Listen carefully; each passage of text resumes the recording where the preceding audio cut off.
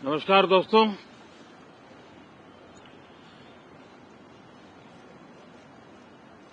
Monsoon सत्र में आप सभी मीडिया जगत के लोगों का स्वागत है। साथियों, मानसून नवीनता और नवसर्जन का प्रतीक है और अब तक जो खबरें मिली है, देश में मौसम बहुत ही अच्छे ढंग से आगे बढ़ रहा है।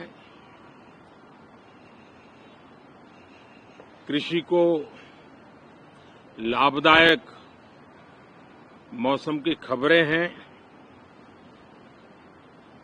और बारिश किसानों की अर्थव्यवस्था, देश की अर्थव्यवस्था, ग्रामीण अर्थव्यवस्था और इतना ही नहीं, हर परिवार की अर्थव्यवस्था में एक बहुत महत्वपूर्ण होता है। अब तक जो मुझे जानकारी दी गई है, उस हिसाब से पिछले 10 वर्ष में जो पानी का भंडार हुआ है इस बार, वो करीब करीब 3 गुना हुआ है, जिसका आने वाले दिनों में भी देश के अर्थतंत्र को बहुत लाभ होगा। साथियों, ये मानसून सत्र राष्ट्र के लिए ये बहुत ही गौरवपूर्ण सत्र है। ये मानसून सत्र राष्ट्र के लिए एक अपने आप में विजयोत्सव का रूप है।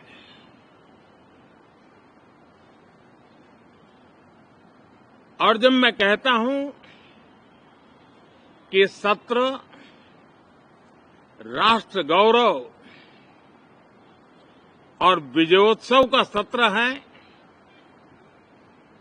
तो सबसे पहले तो मैं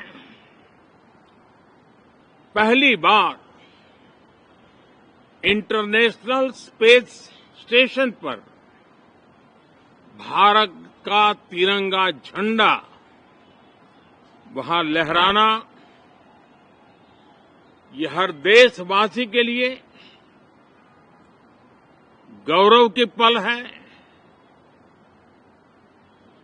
देश में साइंस टेक्नोलॉजी के प्रति, इनोवेशन के प्रति नया उमंग और उत्साह भरने वाली ये सफल यात्रा रही है और पूरे सांसद, लोकसभा राज्यसभा दोनों सदन देशवासी जिस गौरव का अनुभव कर रहे हैं, उसमें एक स्वर से जुड़ेंगे, एक स्वर से इसका यशगान होगा। जो भारत को अंतरिक्ष में नई ऊंचाइयां पर पहुंचाने वाले जो भावी कार्यक्रम हैं, उनके लिए भी प्रेरक बनेगा, प्रोत्साहक बनेगा। साथियों, ये मानसून सत्र एक विजयोत्सव है। पूरी दुनिया ने भारत की सैन्य शक्ति का, भारत के सैन्य के सामर्थ्य का रूप देखा है। ऑपरेशन सिंदूर में भारत की सेना ने जो लक्ष्य निर्धारित किया था, 100% अचीव किया। आतंकियों के आकाओं के घर में जाकर के 22 मिनट के भीतर भीतर ऑपरेशन सिंदूर के तहत उसको जमींदोज कर दिया गया। और मैंने बिहार की एक कार्यक्रम में इसकी घोषणा की थी, जो हमारी सैन्य शक्ति ने बहुत ही कम समय में सिद्ध करके दिखा दिया। और इसमें मेड इन इंडिया सैन्य शक्ति का ये नया स्वरूप, इस पर भी दुनिया बहुत आकर्षित हुई है। इन दिनों विश्व के जिन जिन लोगों से मिलना होता है तो भारत के इस मेड इन इंडिया जो औजार तैयार हो रहे हैं, उसके प्रति दुनिया का आकर्षण बढ़ रहा है। मुझे विश्वास है कि जब सदन इस विजयोत्सव को एक स्वर में विजय के भाव से इस सत्र के दरमियान उन ओजस्वी तेजस्वी भावनाओं को प्रकट करेगा, तो भारत की सैन्य शक्ति को बल मिलेगा, प्रोत्साहन मिलेगा, देशवासियों को प्रेरणा मिलेगी और सैन्य क्षेत्र में जो रिसर्च, इनोवेशन और मैन्युफैक्चरिंग हो रहे हैं, made in India defence equipment बन रहे हैं, उसको भी एक बल मिलेगा और जो भारत के नौजवानों के लिए नए रोजगार के अवसर पैदा करेगा। साथियों,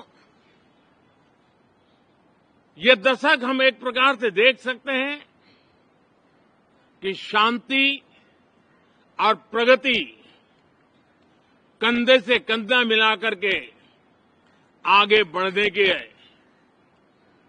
कदम कदम पर प्रगति के एहसास करते रहे हैं।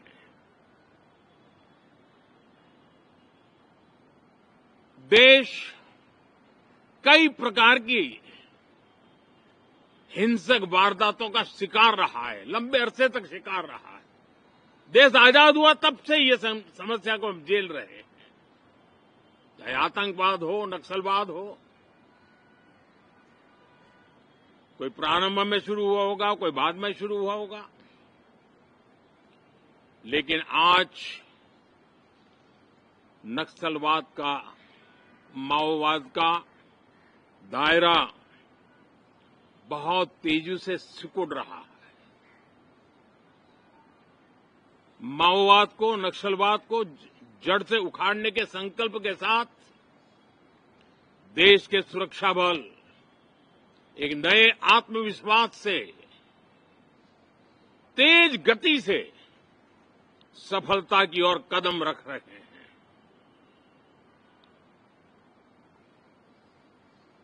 और मैं गर्व से कह सकता हूं,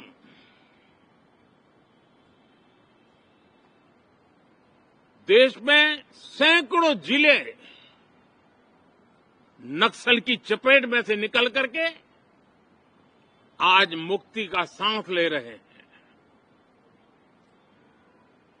हमें गर्व है कि बम, बंदूक और पिस्तौल के सामने हमारा देश का संविधान जीत रहा है, हमारे देश का संविधान विजयी हो रहा है। देश के उज्जवल भविष्य के लिए साफ दिख रहा है कि कल तक जो रेड कॉरिडोर थे, वो आज ग्रीन ग्रोथ जोन में परिवर्तित होते नजर आ रहे हैं। साथियों, एक के बाद ऐसी घटनाएं देशभक्ति के लिए, देश की भलाई के लिए संसद में पहुंचे हुए हर माननीय सांसद के लिए गौरव का पल है। और संसद के इस सत्र में ये गौरव गान पूरा देश सुनेगा, हर सांसद से सुनेगा, हर दल से सुनेगा। साथियों, आर्थिक क्षेत्र में भी जब 2014 में आप सबने हमें जिम्मेवारी दी, देश फ्रेजाइल 5 की अवस्था से गुजर रहा था। 2014 के पहले वैश्विक अर्थव्यवस्था में हम 10वें नंबर पर थे और आज भारत तेज गति से दुनिया की तीसरे नंबर की अर्थव्यवस्था बनने की दिशा में आगे बढ़ रहा है, दरवाजे पर दस्तक दे रहा है। इन दिनों 25 करोड़ गरीबों का गरीबी से बाहर निकलना, जिसको विश्व की अनेक संस्थाएं सराहना कर रही है। देश में एक जमाना था 2014 के पहले, जब महंगाई का दर, इन्फ्लेशन रेट डबल डिजिट में हुआ करता था। आज 2% के आसपास आकर के देश के सामान्य मानव के जीवन में राहत बन गया है, सुविधा बन गया है।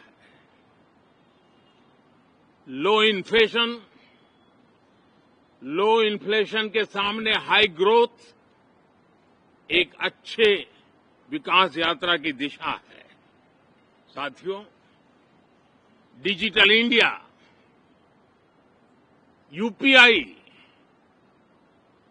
आज भारत के एक नए सामर्थ्य को दुनिया देख रही है, पहचान रही है और ज्यादातर देश में उसके प्रति एक आकर्षण पैदा हो रहा है।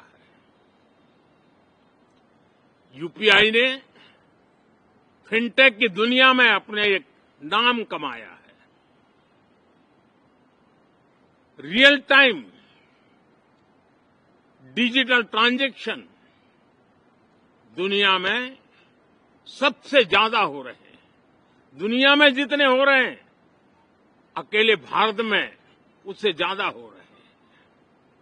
साथियों, पिछले दिनों इंटरनेशनल लेबर ऑर्गेनाइजेशन का एक वैश्विक समागम था और उसमें भारत ने बहुत बड़ी ऊंचाई प्राप्त की है। आईएलओ का कहना है कि 90 करोड़ से ज्यादा लोग भारत में अब सोशल सिक्योरिटी के दायरे में हैं। ये अपने आप में एक बहुत बड़ा अचीवमेंट है। उसी प्रकार से वैश्विक संस्था WHO ने ये कहा है कि भारत अब आंख की जो बीमारी आमतौर पर बारिश के सीजन में ज्यादा देखी जाती थी, ट्रैकोमा, अब भारत को WHO ने ट्रैकोमा फ्री घोषित किया है। तो आरोग्य के क्षेत्र में भी ये अपने आप में एक महत्वपूर्ण भारत के लिए सिद्धि है। साथियों, पहलगाम की क्रूर अत्याचार, नरसंहार पूरी दुनिया चौंक उठी थी। आतंकवादी और आतंकवादी के आके दुनिया का ध्यान उनकी तरफ केंद्रित हुआ था और उस समय दल हित छोड़ करके देश हित में हमारे ज्यादातर दलों के प्रतिनिधि, ज्यादातर राज्यों के प्रतिनिधि विश्व भ्रमण किया, दुनिया के अनेक देशों में गए और एक स्वर से दुनिया के सामने आतंकवादियों का आका पाकिस्तान को बेनकाब करने का एक बहुत सफल अभियान चलाया। मैं आज राष्ट्रहित में किए गए इस महत्वपूर्ण कार्य के लिए उन सभी सांसदों की सराहना करना चाहता हूं, सभी दलों की सराहना करना चाहता हूं और इसने देश में एक सकारात्मक वातावरण पैदा किया। विश्व ने भारत की बात को स्वीकार करने की दिशा में अपने मन के द्वार खोले और इसके लिए ये हमारे सांसदगण, हमारे राजनीतिक दल सराहना करने के मेरे लिए सौभाग्य है। साथियों, हम जानते हैं कि ये स्पिरिट, एक स्वर, एक एकता का वातावरण देश को कितना उत्साह से भर देता है। विजयोत्सव का ये पर्व इस मॉनसून सत्र में भी उसी भाव से प्रकट होगा। देश की सैन्य शक्ति को सराहना करेगा, देश के सामर्थ्य का गौरवगान करेगा और देश के 140 करोड़ नागरिकों को नई प्रेरणा का कारण बनेगा। मुझे विश्वास है कि हम सब मिलकर के डिफेंस के क्षेत्र में आत्मनिर्भर होने के इन प्रयासों को बल दें, सेना के सामर्थ्य की सराहना करें और मैं आज देशवासियों के सामने जरूर कहूंगा और देश के राजनीतिक दलों से भी कहूंगा कि देश ने एकता की ताकत देखी है, एक स्वर का सामर्थ्य क्या होता है देखा है। तो सदन में से भी सभी माननीय सांसद उसको बल दें, उसको आगे बढ़ाएं और मैं जरूर कहूंगा, राजनीतिक दल अलग अलग है, हर एक का अपना एक एजेंडा है, अपनी एक भूमिका है, लेकिन मैं इस वास्तविकता को स्वीकार करता हूं कि दल हित में मत भले न मिले, लेकिन देश हित में मन जरूर मिले। इसी एक भावना के साथ इस मॉनसून सत्र से देश के विकास यात्रा को बल देने वाले, देश की प्रगति को बल देने वाले, देश के नागरिकों को सामर्थ्य देने वाले अनेक विधेयक प्रस्तावित हैं। सदन विस्तृत चर्चा करके उसको भी पारित करेगा। मेरी सभी माननीय सांसदों से उत्तम डिबेट चलाने के लिए शुभकामनाएं हैं। बहुत बहुत धन्यवाद।